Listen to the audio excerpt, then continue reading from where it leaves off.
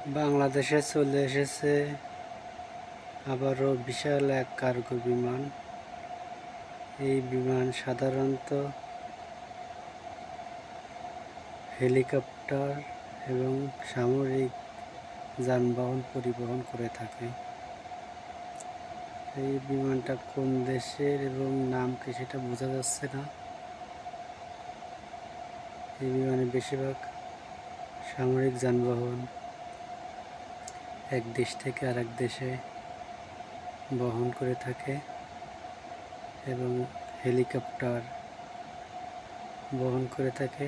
আগেও একবার একটা বিমান এসেছিল, সেই বিমানটিতে হেলিকপ্টার নিয়ে আসছিল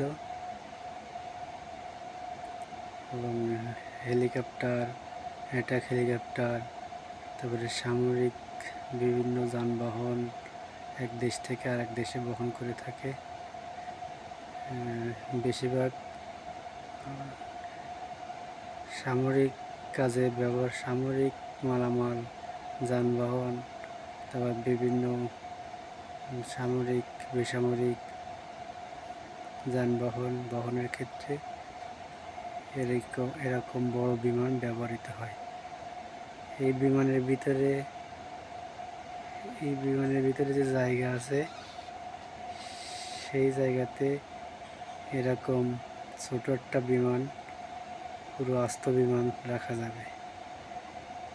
কিছু কিছু ক্ষেত্রে ছোট ছোট বিমানগুলো এই বড় কার্গো বিমানেও বহন করে।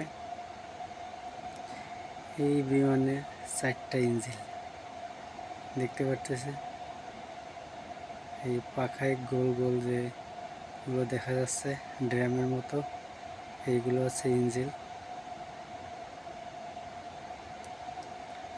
এরকম বিমান কিছুদিন আগেও একটা এসেছিল, আজকেরও একটা এসেছে। এই বিমানে অনেকগুলো চাকা। এই বিমান আজকে কি নিয়ে আসছে সেটা বলতে পারি না, তবে বিমানের এই পাশের গাড়িগুলোতে মনে হচ্ছে ফুয়েল লোড করতেছে। আমি জুম করে দেখাচ্ছি বিদায় বিমান কাছে দেখাচ্ছে। আমরা এখন জুম ছাড়া দেখবো। দেখেন বিমানটি আমার থেকে কত দূরে অবস্থিত। এটা হচ্ছে হযরত শাহজালাল আন্তর্জাতিক বিমানবন্দরের 3 নম্বর টার্মিনালের অ্যাপ্রন এরিয়া। আমি 3 নম্বর টার্মিনালের ভিতর থেকে দেখাচ্ছি।